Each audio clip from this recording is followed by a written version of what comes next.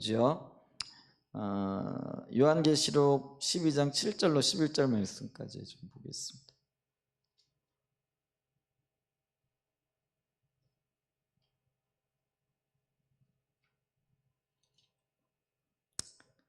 요한계시록 12장 7절로 11절 말씀까지 이렇게 보겠습니다.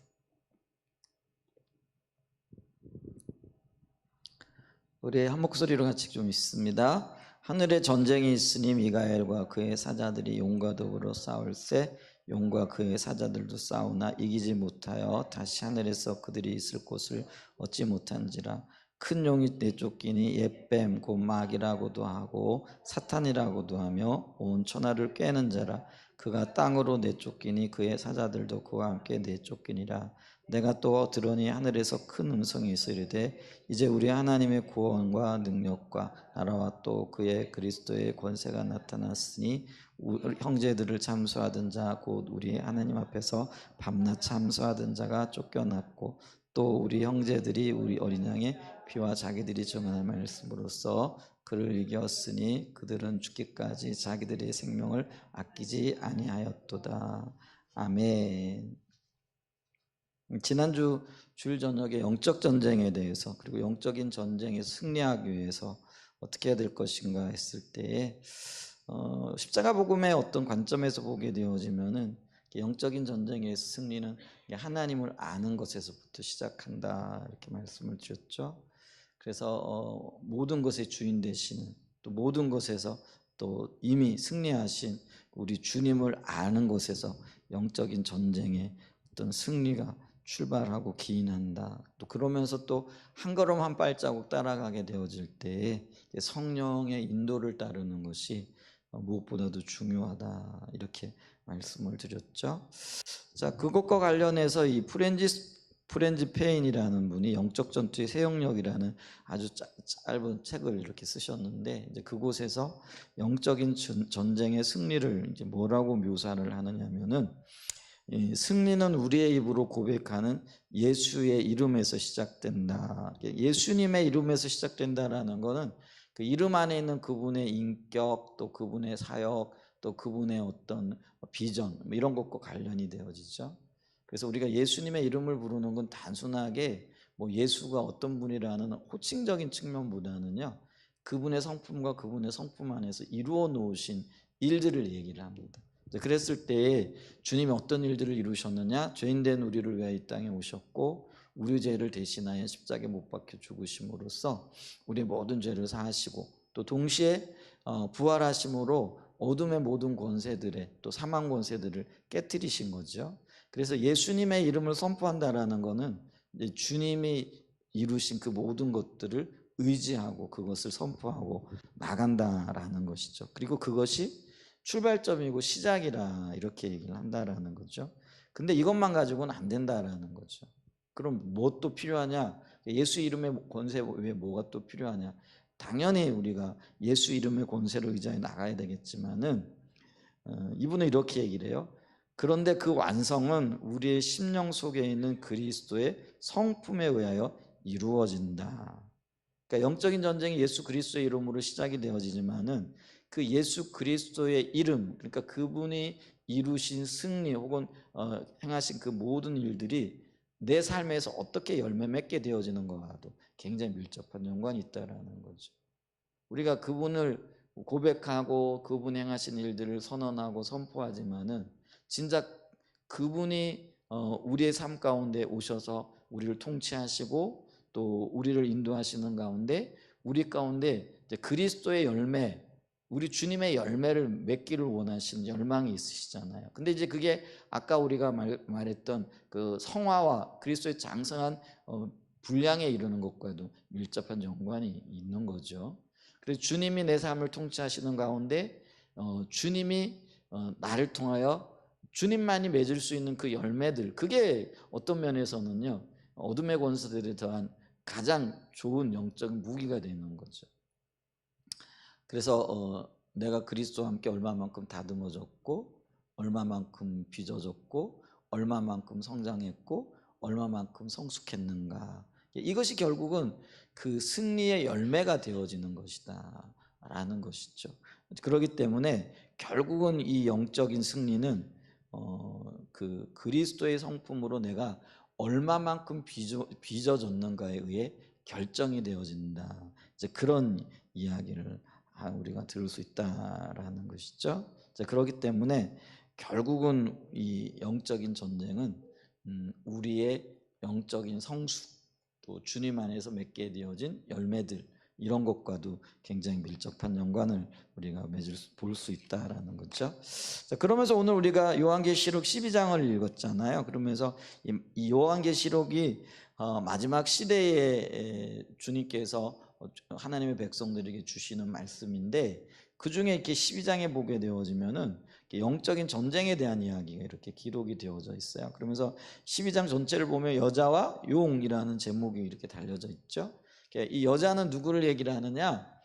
천주교에서는 이 여자를 마리아로 이렇게 얘기를 하죠. 근데 이 마리아로 보기보다는요, 교회로 보는 것이 더 합당합니다.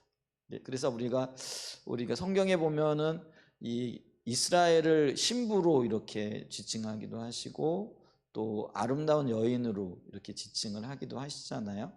그랬을 때 여기서 이 여자는 그리스도의 신부가 되어지는 교회를 가리킨다라는 거죠. 그러면 용은 뭘까요? 당연히 마귀, 사탄을 얘기하겠죠. 그러면 이 12장은 교회와 용의 영적인 전쟁을 언급하고 있다라는 거죠. 그래서 이제 7절에 보게 되어지면은요, 하늘에 전쟁이 있으니 이게 눈에 보이는 전쟁이 아니고요, 영적인 전쟁이겠죠. 근데 마지막 시대에 있게 되어질 아주 거대한 전쟁일 수 있습니다. 그러니까 교회와 진리를 대표하는 교회와 그 진리를 무너뜨리려고 하는 어둠의 세력들 간에 전쟁이 있게 되어지는 거죠. 그러면서 미가엘과 그의 사자들이, 미가엘은 하나님의 군대 장관이죠. 하나님께서 세우신 싸움을 주관하는 천사장이라 이렇게 얘기를 하죠. 근데 그의 사자들과 미가엘을 따르는 하나님의 천사들과, 하나님이 세운 천사들과 더불어 또 뭐예요? 사단과 그를 따르는 타락한 천사들에게 되었죠. 싸웠다라는 거죠.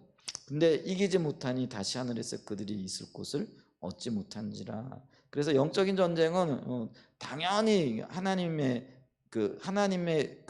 보내신 자들의 승리죠. 미가엘과 그의 사자들이 이렇게 승리하는 모습들을 우리가 볼 수 있게 되어지는 거죠. 근데 이제 2장 9절에서 우리가 12장 2절에서 9절에서 보면 9절에서 10절에 보게 되어지면은 사단이 영적인 전쟁을 수행하는 어떤 방법들에 대해서 몇 가지를 우리에게 제시해 주고 있는 것들을 이렇게 보잖아요. 자, 그러면서 여기 보세요. 이 쫓겨난 용의 정체, 그리고 무엇으로 전쟁을 수행했는가, 이걸 보면 큰 용이 9절입니다. 내쫓기니 옛뱀 곧 마귀라고도 하고, 이게 마귀를 우리가 뭐라고 얘기를 하느냐면요, 세상 임금 이렇게 얘기를 하죠. 그리고 어떤 면에서는 합법적으로 세상에 어떤 그 권세를 가진 자로 성경에서는 인정을 하죠. 왜냐하면 하나님께서 세상에 대한 통치권을 아담에게 주었잖아요. 근데 아담이 사단에게 이렇게 굴복하게 되어지면서 그 모든 권위들이 마귀에게 넘어갔던 것들을 이렇게 보죠. 그런데 이 마귀의 정체가 뭐냐면은 옛뱀이라고 하기도 하고 마귀라고 하기도 불렀다라는, 세상 임금 이렇게 부르기도 했다라는 거죠. 근데 그가 이 세상을 상대로 싸우는 영적인 무기가 뭐였느냐라면은요, 그게 온 천하를 꿰는 자라. 이렇게 꿰다라는 건 뭐죠? 그 온 천하를 깬다라고 얘기했을 때 뭐냐면은, 이걸 다른 말로 얘기하면은 뭘까요? 이게 고자질을 한다기보다도 참소한다. 참소한다라는 게 뭔 말이죠?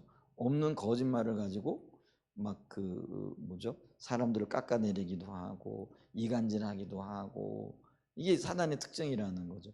그래서 사단을 다른 말로 얘기하면 뭐라고 얘기를 해요? 거짓말하는 참소, 이거를 다른 말로 얘기하면 거짓말하는 거라 이렇게 보면 될 것 같죠.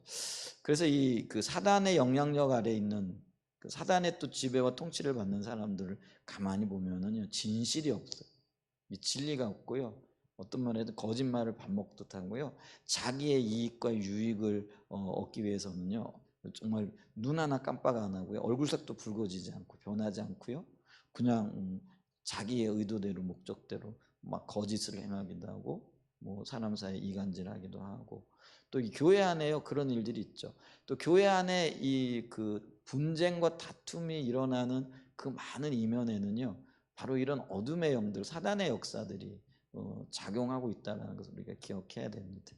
근데 우리는 이제 여기에 속게 되어지면은 그냥 사람과 사람 사이의 다툼인 줄 알아요.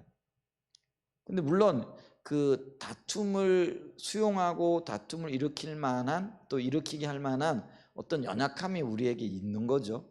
약점들이 있어요. 근데 그 약점들을 극대화시키고 교묘하게 이용하는 존재들이 있다라는 거죠. 근데 이걸 인식하지 못하게 되어지면은요, 정말 진심으로 싸워요. 뭐 싸워도요, 뭐랄까요, 생명 내놓고 싸우는 거죠. 근데 우리가 나중에 돌아보면 그렇게 생명 내놓고 싸웠던 그게 불과 얼마 지나지 않아도 가만히 좀 제정신 차리고 돌아보면은요, 그게 정말 그랬어야만 일까? 혹은 그렇게까지 뭐 진심이 필요가 있었을까? 그렇게까지 생명 내놓고 덤벼들 어떤 게 있었을까? 하는 그런 생각들이 가끔 들거든요. 근데 그런 생각이 들 때쯤에는 이미 벌써 늦어버린 거죠. 왜냐하면 사단에게 농락당할 대로 농락당한 거죠.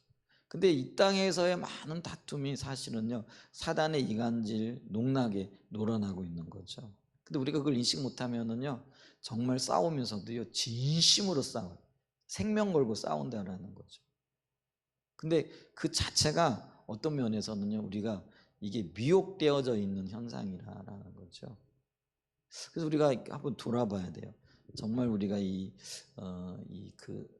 분쟁하는 것들, 또 언성을 높이는 것들, 다른 사람에 대해서 용납하지 못하고 용서하지 못하는 그 이면에 혹시 사단이 틈을 타고 있는 건 아닌가? 정말 내가 분노하는 것이 하나님의 관점에서의 의로운 분노인가? 아니면 우리가 예를 들면 분노를 내도 가만히 돌아보면 자기를 변호하거나 혹은 자기의 뜻이 이루어지지 않은 것에 대한 어떤 그 분함이 일어나잖아요. 근데 그런 것들은 합당하지 않아요. 근데 그 합당하지 않은데도 불구하고 그런 길을 계속 가게 하는 게 이 참소하는 자가 어둠의 영향력을 뿌리고 있기 때문에 그렇다라는 거죠. 그래서 있잖아요. 우리 눈에 죄를 확 뿌려버리는 거죠. 그러면 아무것도 안 보이는 거예요. 그리고는 끌고 가요. 소경 만들어 놓고 끌고 가는 거죠. 자기가 의도하는 대로. 사단이 지금 그런 짓거리들을 하고 있다라는 것들을 우리가 기억해야 됩니다. 근데 웬만하게 깨어있지 않게 되어지면은요, 그 사실 자체도 이렇게 모르는 거죠. 그래서 이 참소하는 것이 발전되어지고 더 나가게 되어지면 뭐냐면은요, 온 천하를 삼키는 자고 온 천하를 상대로 사기치는 자가 되어지는 거죠. 그러니까 이게 참 그렇죠. 여기 보게 되어지면 온 천하를 꿰는 자라 이렇게 얘기를 하고 있다라는 거죠. 참 무서운 일이라고 이렇게 얘기할 수도 있다라는 거죠. 그러니까 그 세상이요 사단 하나를 못 감당하는 거죠. 그래서 속고 속이고 이 전쟁 같은 경우도 이제 그런 거죠. 대부분의 많은 경우가요. 특별히 이 세계 1차 대전이 발발하게 되어진 것도요. 물론 민족 간의 뿌리 깊은 어떤 불신들도 있지만은요. 사실은 우발적인 사태들이 있잖아요. 근데 그 우발적인 사태들을 교묘하게 이용하는 세력들이 있는 거죠. 그게 어떤 면에서는 사단의 어떤 참소요, 꿰는 거요, 분별력을 가리게 하는 거죠. 그래가지고 그 분쟁이요, 온 그 뭐죠, 나라들이 엉켜붙어 가지고 싸우게 되어지는. 그래서 그게 이제 세계 대전이 되어지는 거죠. 지금 많은 분들이요, 지금 세계 대전에 대한 위험성을 이렇게 경고하고 있더라고요.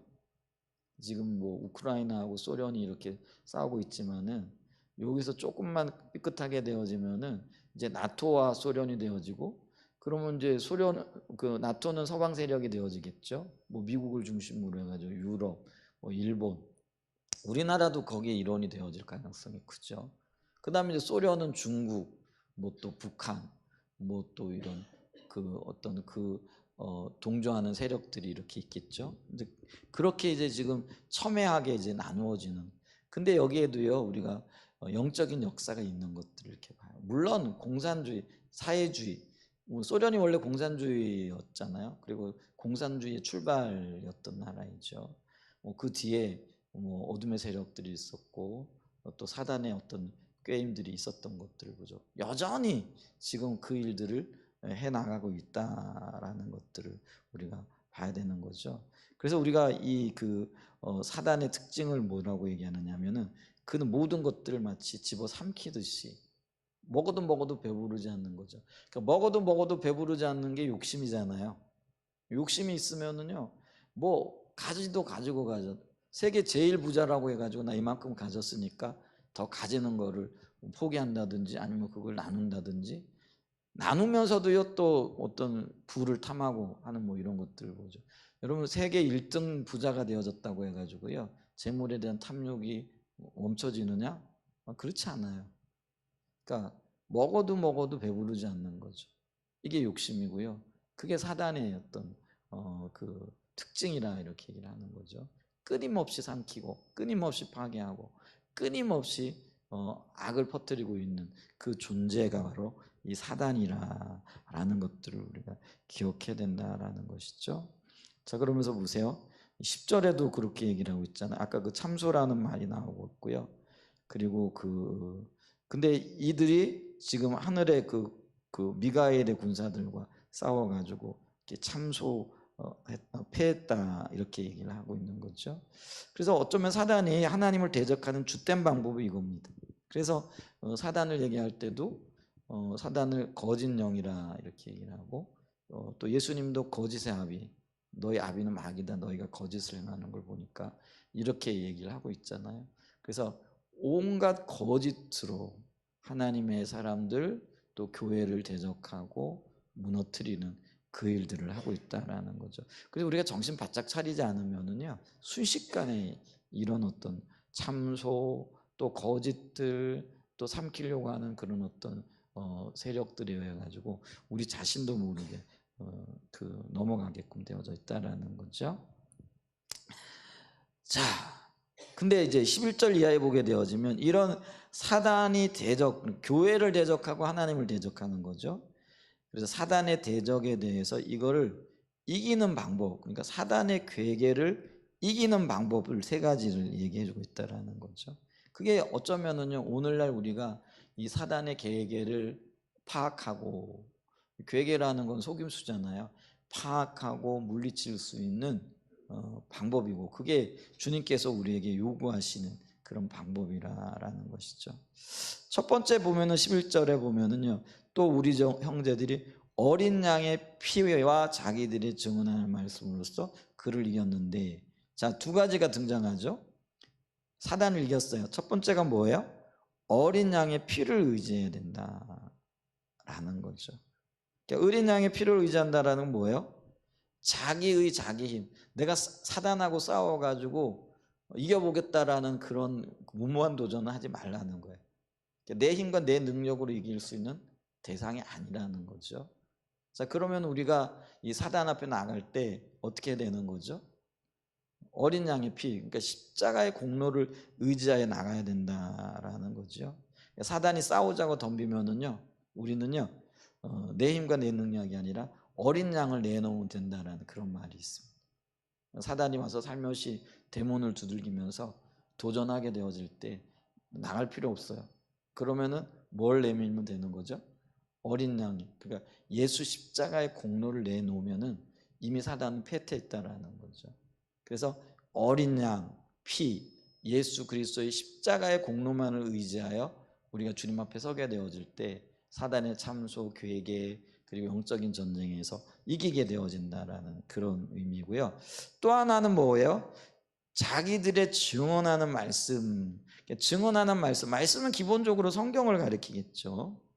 성경 말씀이지만은 이게 이론적인 말씀이 아니고요. 우리의 삶을 통해서 내 속에서 역사하시는 말씀. 그 얘기가 뭐냐면은요.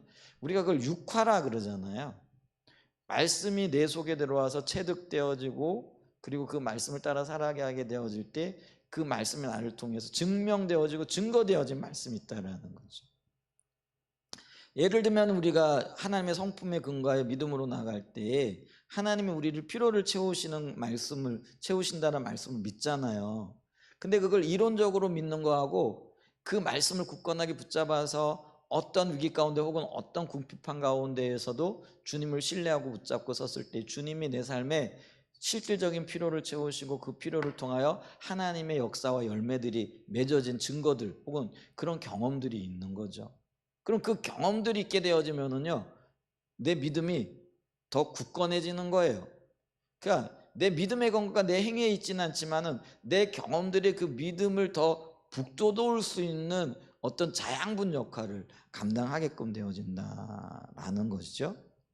그래서 이 내 삶의 말씀이 육화되어져 경험되어지고 말씀이 곧 온전한 나와의 내 믿음과 내 신앙과의 연합 가운데에서 열매로 나타나진 그런 경험들이 있는 것. 이게 있잖아요. 자기들이 증언하는 말씀이라는 거죠. 나 그 말씀 그대로 살았더니 그 말씀이 그대로 열매 맺더라. 내가 살아봤더니 그 말씀을 따라갔더니 실제로 이런 열매들이 맺혀지고 이런 역사들이 나타났더라. 여러분 이거보다도 강력한 그걸 증언하는 거죠. 그걸 이제 말해주는 거예요. 우리가 내가요 이 말씀을 믿고 이렇게 따라갔더니 야 그거 참 말씀의 능력이 놀랍대요 하면서 자기에게 이루어진 열매 맺었던 그리고 하나님의 역사하셨던 것들을 그거를 증거하고 증언해 줄 수 있어야 된다라는 것이죠. 자, 이런 우리의 삶을 통해서 삶이 뒷받침되어지고 져서 열매 맺게 되어지는 그 말씀이 그 우리를 넘어뜨리려고 하고 또 온천하를 꿰면서 속이는 그들로부터 지켜줄 수 있는 그들의 대적으로부터 우리를 건질 수 있는 이제 그런 유용한 도구가 되어진다라는 것이죠. 그래서 이 말씀을요 우리가 기록된 말씀으로서 받아들이지만 이 기록된 말씀이 내 삶 속에서 열매 맺고 이루어지고 성취되어지는 것들을 추구하면서 그렇게 순종하고 나아가는 그런 역사가 있어야 될 줄 믿습니다. 아멘. 두 가지를 얘기했고요. 그러면서 하나를 더 첨가해요. 그게 뭐냐면 그들은 죽기까지 자기들의 생명을 아끼지 아니하였도다 이렇게 얘기를 하는 거죠. 이 사단은요 우리에게 끊임없이 뭘 하죠? 에베소 6장을 보면은요 불화살을 쏘아댄다 이렇게 얘기를 해요. 그리고 환경을 통해서 심지어는 교회 우리가 이제 교회 안에서도요 모든 교회 식구들이 성령의 통치를 받으면은 이런 문제는 없겠죠. 근데 우리가 경험적으로 알잖아요. 모든 그리스도인 혹은 교회 안에 하나님의 자녀들이라고 하지만은 이게 육적인 그리스도인들이 있어요. 육적인 그리스도인이라는 건 구원은 받았어요. 예수는 믿으니까. 근데 말씀의 통제와 통치를 받지 않는 그리스도인들도 있는 거죠. 왜냐하면 아직까지 본성이 더 살아있는 거죠. 그거를 이제 성경에서는 이제 부끄러운 구원을 받은 사람들이라 이렇게 얘기를 하잖아요. 근데 어떤 면에서 보면은요, 교회 안에 대부분의 그리스도인들이 육적인 그리스도인이라는 거예요. 주의 통제와 통치를 받기보다는 그냥 세상에 한 발도 결쳐져 있고 또 구원도 뭐 이렇게 받기를 원하지만은 삶의 중심축은 어디에 있는 거죠? 뭐 세상에 있는 거죠. 세상에 있다 보니까요, 그들이 말하고 행동하고 또 그들이 판단하는 그 모든 것들이 육적인 거죠. 이제 그러다 보면은 교회 안에 당연히 갈등이 있고 충돌이 있을 수밖에 없어요. 교회 안에는 그래도 하나님을 추구하고 하나님을 사랑하고 하나님 중심적으로 살아가려고 몸부림치는 그리스도인들이 있잖아요. 그런데 반면에 또 뭐예요? 오히려 대부분의 육적인 그리스도인들이 근데 그들이 한 공간 안에서 하나님을 섬기고 주의 일을 해나간다고 할 때 여기 갈등과 충돌이 없겠느냐라는 거죠. 당연히 있죠. 그래서 어떤 면에서는요 그리스도인의 영적인 전쟁은요 그러니까 이방인들로부터 오기도 해요. 그게 어떤 면에서는 뭐 전쟁을 통해서라든지 아니면은 뭐 심각한 어떤 그런 문화적인 어떤 그런 그 침범 뭐 이런 것들을 통해서 오기도 하지만, 근데 대부분 우리가 치루는 영적인 전쟁들은요, 뭐 그들은 아예 그냥 죽은 자이니까 별 큰 영향을 못 미쳐요. 뭐 그들이 그렇게 하면은 저 사람들은 예수를 모르는 사람들이니까 하고 우리는 금방 알아채거든요. 근데 교회 안에 있는 육적인 그리스도인들은요, 적어도 바깥으로 보기에는요, 꽤 온전한 그리스도인인 것 같거든요. 근데 그들이 추구하고 그들이 살아가는 삶의 방식, 또 그들이 기대하는 그 모든 것들이 세상적이고 육적이란 말이죠. 그리고 그걸 가지고 그 하나님 중심적으로 살기를 원하는 그리스도인들을 압박하거나 아니면은 뭐죠? 미혹하거나 아니면 대적하거나 이제 그런 일들이 일어난다라는 거죠. 그래서 이 에베소 6장에 보면은 전신 갑주를 입으라 이렇게 얘기를 하잖아요. 근데 그 전신 갑주를 입어야 할 이유가 원수들이 쏘아댄 불화살. 근데 그 불화살들이 아주 그 뭐죠? 그리언 콕인가요? 그리언 콕인가? 누구죠? 릭 조이너가 쓴 그 빛과 어둠의 영적인 전쟁에 보게 되어지면은요, 그 불화살들이 대부분 성도들의 말이라는. 그러니까 육적인 그리스도인들, 무장되어져 있지 않고 하나님 중심적이지 않는 그리스도인들이 쏟아내는 말들이라는 거죠. 그러니까 교회 안에도 그런 것들이 난무해요. 이게 하나님 중심적이 아니에요. 하나님 의중과 의도를 몰라요. 근데 이제 자기 중심적으로 판단하고 자기 중심적으로 말을 하는 거죠. 근데 그런 것들이 예리한 화살이 되어가지고 주가지고요, 동료 그리스도인들을 죽이기도 하고요, 부상을 입히기도 하고 무너뜨리기도 하고 하는 그런 일들을 한다는 거죠. 그 다음에 또 우리 삶 속에 일어나고 있는 어떤 환경들, 또 어떤 개인적으로 어떤 삶의 어려움과 고통 뭐 이런 것들, 한 치 앞도 보이지 않는 어떤 것들, 뭐 이런 모든 것들이요, 삼키는 용으로서 우리에게 다가온다는 것이죠. 자, 그랬을 때 우리가 어떻게 되는 거예요? 그럼 죽으면 죽으리라는 이게 필요하다는 거예요. 깨보세요. 우리가 이 죽으면 죽으리라는 이 고백이 어디서 나오는 거죠? 에스더의 고백에서 나오잖아요. 근데 에스더가 그 막다투렸던 상황이 사실은요, 이게 굉장히 뭐죠? 이렇게 궁색한 상황이었던 것들 우리가 보잖아요. 하만이 유다인들을 전부 다 죽이려고 하는, 모르드게가 미웠기 때문에 그런 계략을 꾸미고 임금의 그 총명을 뭐라 그럴까요? 이렇게 미혹하죠. 그러니까 사실은 임금이요, 그런 모든 것들을 살피고 황제가 그런 상황들을 살펴봐 가지고요, 사실은 그 황제의 입장에서 보면은요, 유대인들도 자기 백성이잖아요. 어쨌거나 포로로 잡혀와 가지고 정착을. 그런데 그 자기 백성들을 죽이려고 하고 어느 날 어느 시에 몰살하려고 하는 이런 그런 계획이 이게 합당한 계획이 아니잖아요. 근데 아마 이 모르드게 하만의 어떤 가문 이설에 넘어간, 이게 뭐 영적인 전쟁이니까 그렇겠죠. 넘어갔든지 아니면 뭐 하만이 바치겠다고 했던 그 금은 보화에 눈이 돌아갔든지 뭐 이래 가지고 어쨌거나 몇 날 몇 시에 제국 안에 있는 모든 유대인들을 죽여라, 이런 칙령을 내리는 거예요. 이게 칙령이라는 게 오늘날 얘기하면 공문서잖아요. 그러니까 뭐 나라에서 내리는 그게 공문서든, 예를 들면은 뭐 법을 바꿔라, 법을 이렇게 반포하게 되어지면 모든 국민들은 그 법의 저촉을 받게 되어지는 거잖아요. 통제를 받게 되어지는 거잖아요. 그런 법을 아주 우습게 통과를 시켜버리고 그거를 반포를 하는 거죠. 근데 그게 아마 어둠의 영들, 삼키는 용이 작용한 것 같아. 그렇지 않으면은 이런 일들이 일어날 수가 없는 거죠. 얼마나 어리석어요. 여러분 그렇지 않습니까? 그런 궁색한 어떤 그런 상황 가운데 내몰리게 되어지는 거죠. 죽게 생겼어요. 그리고 그거를 이렇게 바꿀 수 있는 방법이 없어요. 에스도 그걸 또 알아요. 모르드게 그렇게 얘기하잖아요. 너 황후니까 황제에게 가가지고 한번 이 형편을 얘기하고 상황을 좀 바꿔봐라. 근데 에스도 그렇게 얘기하잖아요.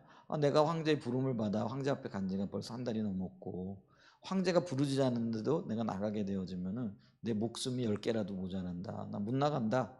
이제 그렇게 얘기했잖아. 그랬더니 모르드게가 이런 얘기를 하죠. 네가 황후가 된 것이 이때를 위함이지 어떻게 하느냐. 만약 네가 잠잠하면은 하나님께서는 하나님의 방법으로 민족을 건져내시겠지만은 네가 아무 짓도 안 하고 있으면은 너는 망할 거야. 어떤 면에서는 굉장히 독설이죠. 근데 이 독설이 에스더의 어떤 그 잠자는 뭐라 그럴까요? 이 믿음의 본성을 깨우는 거죠. 오늘 이번에 갔던 이기수 목사님은 그거를 야성이라고 표현을 하던데 믿음의 야성인 거죠. 주님과의 관계 속에서 나오는 실질적으로 살아있는 어떤 그런 그거죠. 그걸 깨우게 되잖아요. 그러니까 그가 금식하기를 결단하고 자기를 알고 있는 모든 사람들에게 나를 위해 금식하라 이렇게 부탁을 하고는 3일 동안 금식하고는 이제 황제 앞으로 나가기를 결단하는 거죠. 근데 그 결단할 때에 그의 고백이 뭐예요? 내가 죽게 되면 죽게 될 거다. 죽으면 죽으리라. 죽으면 내가 죽게. 여러분 있잖아요. 자기 생명을 내어놓고 죽기 살기로 덤벼들면 못 이긴다는 거죠. 뭐 이런 얘기가 좀 합당할지 모르겠는데요. 깡패들도요 싸움을 할 때 싸움 기술이 있는 사람이 물론 월등하면 이기겠죠. 근데 이게 비슷하거나 이러면은요 어떤 사람이 이기느냐면은 우린 그걸 깡으로 간다. 깡다구가 있는 사람이 이긴대. 이 깡다구가 뭐예요? 물불 안 가리는 거죠. 근데 있잖아요 자기 몸 아끼고 조금 한 대라도 덜 맞으려고 하고 또 싸우다가 죽으면 어떨까 하는 그런 염려가 있으면은요 절대로 못 이긴대요. 그러니까 우리나라에 그 전국 깡패들 중에서 뭐라 그럴까요? 가장 영향력 있는 깡패를 보면은요, 그 사람이 뭐 덩치가 크거나 아니면은 뭐 싸움을 유달리 잘하나 이런 게 아니래요. 뭐 제가 그런 사람들 직접 만나보지는 못했으니까. 근데 하는 얘기가 그래요. 그런데 그런 사람들의 특징이 뭐냐면은요, 깡이 있다라는 거죠. 그러면서 뭐예요? 딱 보면 벌써 눈빛을 보면 안다라는 거죠. 죽기 살기로 덤빈다라는. 그러니까 싸울 때도요, 죽기 살기로 덤비면은요, 겁나는 거예요. 자기 몸 안 돌아보면서요, 자기가 칼 맞더라도 내가 너 찔러 죽인다라는 그런 각오로 들어오잖아요. 뭐 그러면은요, 이런 배짱이 없는 사람들은요, 뒤로 물러날 수밖에 없는 거죠. 그게 세상적인 원리도 그런데 영적인 원리도 그렇다라는 거예요. 까짓거 죽기밖에 더 하겠느냐라는 거. 그러면 이제 생각나잖아요. 그 우리 저기 선교회 리더들도 그런 얘기 가끔 하잖아요. 뭐 죽기밖에 더 하겠느냐. 그런 각오를 하고 덤벼들면은요, 뭐 못 이길 게 없죠. 안 나갈 게 없죠. 이제 그런 각오가 우리에게 필요해요. 까짓거 뭐 하나님이 함께 하실 것 함께 안 하셔도 난 그래도 감사하고 뭐 주님의 뜻이 있겠지. 그러면서 나가는 거죠. 그게 어떤 면에서는 믿음의 깡다구고 믿음의 배짱이 되어지지 않겠는가 하는 그런 거죠. 까짓것 요 죽으면 선교죠. 선교란다. 죽으면 순교죠. 뭐 주의 일하다가 주님의 그 명령을 따라가다가 아니면 주님이 명령하신 그 일을 하다가 죽어. 그러면은 그게 순교잖아요. 뭐 죽기밖에 더 하겠어? 그러면 우리가 기억해야 될 것은 있어요. 근데 결국은 뭐예요? 사단은 묶인 사자라는 거죠. 사자처럼 울부짖지만은 우리가 철로역정에 보면은 순례자가 저기 사자가 있어가지고 어르렁거리는데 갑자기 굉장히 두려워하는 거죠. 근데 더 가까이 못 나오는 거죠. 이게 가만히 보니까 뭐예요? 묶여 있는 거죠. 그게 사단이에요. 이미 사단은요 예수 그리스도의 십자가에 의해서 머리가 박살났잖아요. 그래서 묶여 있는 거죠. 근데 그 묶여 있는 존재를 향하여 내가 죽기 살기로 나가게 되어지면은 사단도 물러갈 수밖에 없다라는 거죠. 근데 우리는요 너무 어떤 면에서 물르죠. 그리고는요 어떤 면에서 뒤를 생각해요. 근데 뭐 뒤 생각할 거 뭐 있겠어요? 그냥 앞으로 그냥 달려나가면 되죠. 이제 그러다 보니까요, 이게 힘을 제대로 쓰지 못하게 되어지는 거죠. 그러니까 뒤로 생각하고 이렇게 돌아보니까 도망가는 거죠. 자기가 바라보는 것을 나가지 않겠어요? 그래서 옛날에 우리가 전쟁할 때 배수의 진을 친다 이런 얘기 있잖아요. 뒤를 도망갈 데가 없게 강이나 물을 이제 등지고 싸우는 거죠. 뭐 나가다 싸우다 죽나 뒤로 가가지고 물에 빠져 죽나. 그러면은 뭐 어떤 면에서는요, 앞으로 나가는 것이 더 생존의 가능성이 훨씬 높을 수도 있잖아요. 그게 병법 중에 하나인 거죠. 그러니까 영적인 싸움에서도 우리가 그게 필요하다라는 거죠. 그래서 우리가 여기 보게 되면 자기들의 생명을 아끼지 아니하고 죽으면 죽으리라. 이게요, 우리 영적인 전쟁에 있어서도 굉장히 유용합니다.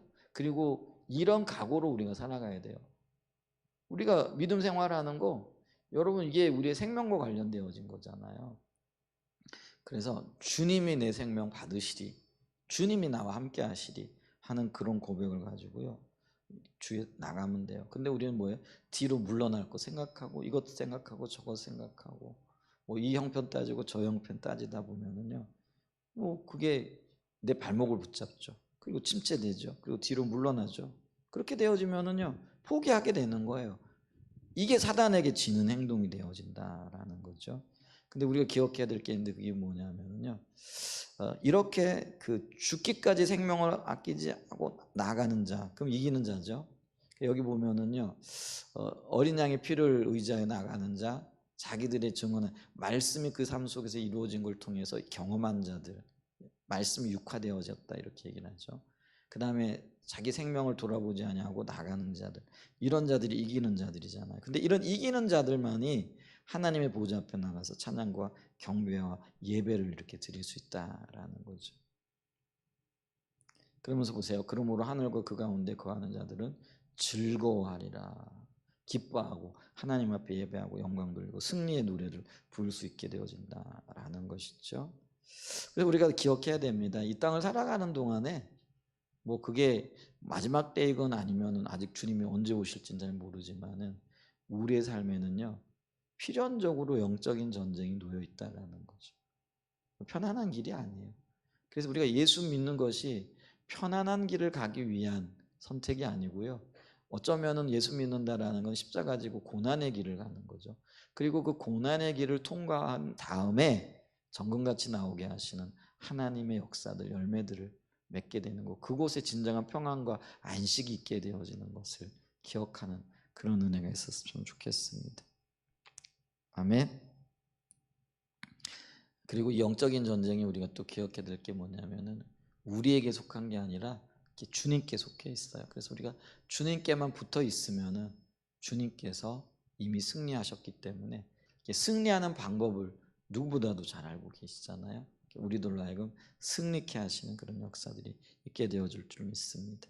좀 정리를 해보면은요, 사단은 우리를 속이는 자로, 거짓말을 하는 자로, 또 온 천하를 꿰는 자로, 그리고 또 이렇게 삼키는 용으로서 하나님의 자녀들 대적하고 또 무너뜨리고 또 하나님께 대적하는 그 일들을 지금까지도 하고 있죠. 주님 다시 오셔서 이 무적행 속으로 저들을 몰아넣기까지. 그래서 그 유다서가 1장이잖아요. 근데 그 1장 6절에 보게 되어지면은 이런 말씀이 있어요. 어떤 말씀이 있느냐면요, 또 자기 지위를 지키지 아니하고 자기 처소를 떠난 천사들을 큰 날의 심판까지 영원한 결박으로 가두셨으며, 무적행 속으로 하나님께서 가두셨다라는 거죠. 결박하셨다라는 거죠. 이미 주님께서 그 일을 하셨습니다. 아멘. 근데 그 일에, 그 승리에 우리가 동참하기 위해서는 어린 양의 피를 의지해야 되고요, 말씀이 내 삶 속에 체험되어진 그 말씀을 가지고 나가야 된다라는 것이죠. 그 다음에 죽기까지, 죽으면 죽으리라, 뭐 죽기까지밖에 더 하겠느냐? 사실 그렇잖아요. 여러분, 우리가 어떤 위기 가운데 주님을 따라가는 데 있어서 우리가 사실 죽는 것, 죽기까지밖에 더 하겠어요? 죽음 마다하지 않고 죽음을 무릅쓰고 내가 주님과 함께 하겠습니다. 이게 믿음의 사람들의 각오였고 삶이었잖아요. 그럴 때 그들이 세상이 감당치 못할 자들이 되어졌던 것들. 그게 어둠의 권세가 감당치 못할 사람이 되어졌다는 그런 의미가 되어지겠죠. 마지막 시대 살아가면서 녹록치 않은 우리가 세대 가운데에서 믿음으로 주님과 함께 승리하는 영적인 전쟁에서도 승리의 개가를 울릴 수 있는 저와 여러분들이 되시기를 예수님의 이름으로 간절히 축복하고 축원드립니다. 아멘.